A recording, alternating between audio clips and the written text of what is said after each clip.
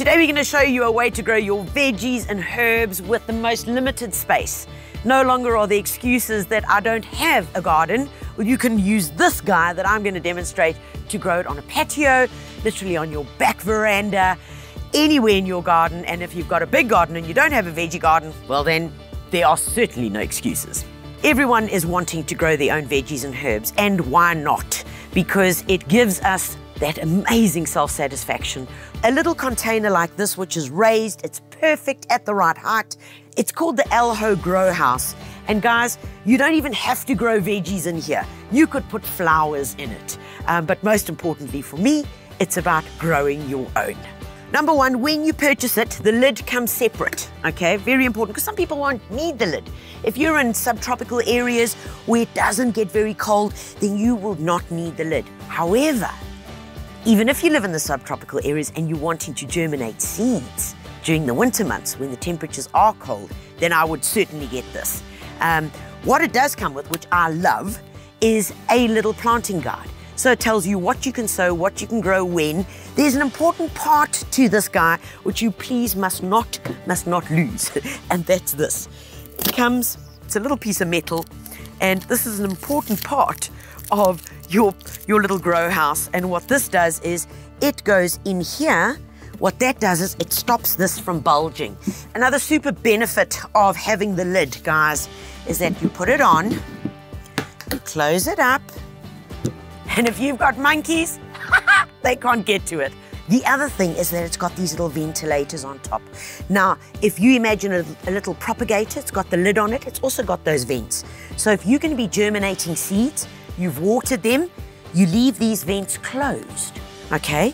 And then it forms its own little natural mini greenhouse right here. You don't have to worry about watering them. You're keeping your temperatures controlled, which is brilliant. As soon as your seeds start germinating, then you open those little guys. The other thing about it is it's got these legs. These legs are hollow, and they've also got a hole in the end, which means that you can never, ever overwater your veggies. And that's a really big issue because they need good drainage. And the next thing that they do is you put stones inside here so they help to stabilize it. So let's get those stones into the four legs. Stones are in. Next up, let's get our soil sorted. So what I'm going to be using, it's 50% potting soil, nice and easy. So whatever your volume is, if it's half this trug, 50% potting soil to 50% compost, and a block of palm peat. Once it's exposed itself and really got all friable, I would use half of that.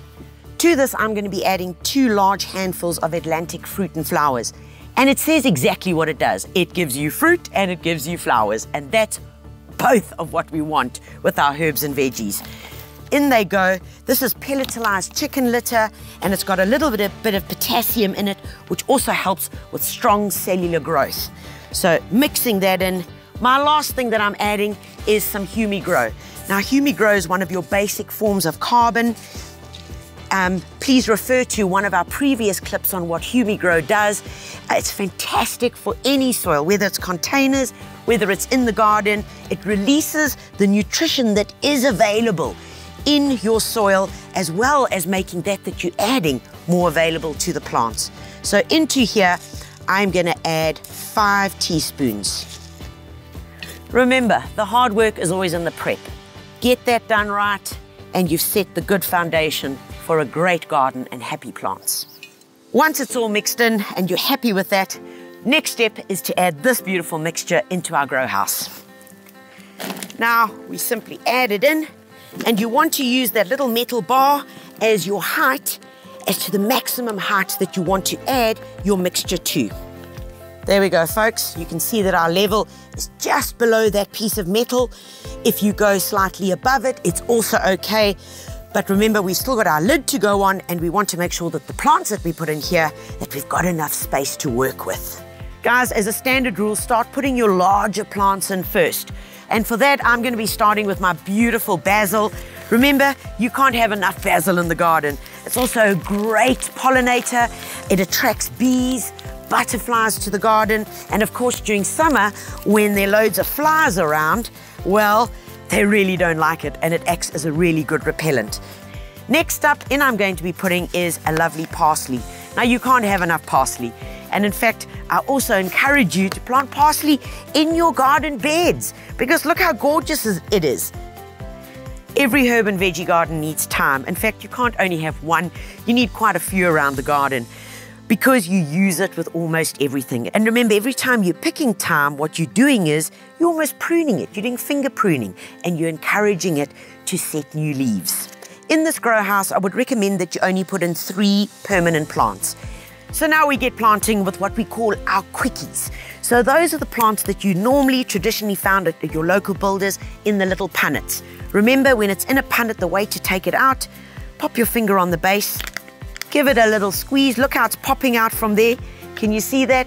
Makes it so much easier to take the little plant out without damaging it. There it comes out looking beautiful. Now with veggies, you can really plant them nice and tight. Right folks, your next step is just to take your selection of leafy greens and simply pop them in and populate the bare space in between your 3 important herbs. But here you can see with the leafy greens, we plant them very close together, probably 10 centimeters, because we're going to be picking the whole time as the young leaves start emerging. So we're going to be picking for our salad, and that is 2 weeks, literally, after planting. Last up, guys, it needs a really good watering. When we water now, we're actually going to be adding in a plant food, which also works as a foliar feed. We're going to be using something called Nutri-Feed, which not only feeds the soil, but also the plants will take it up through their cells in their leaf surface, thereby growing faster and quicker. Nutri-Feed is really easy to use. It's 1 scoop, just like that, into 5 liters of water. Really nice and simple, and you would do that once a week or even up to every 10 days. Give it a good stirring to make sure that you've distributed and dissolved the nutrients into your water, and then it's a very good watering. Last up, folks, is to put the lid on. Make sure you get all the plants tucked in, and remember, we're using the lid because it encourages quick growth.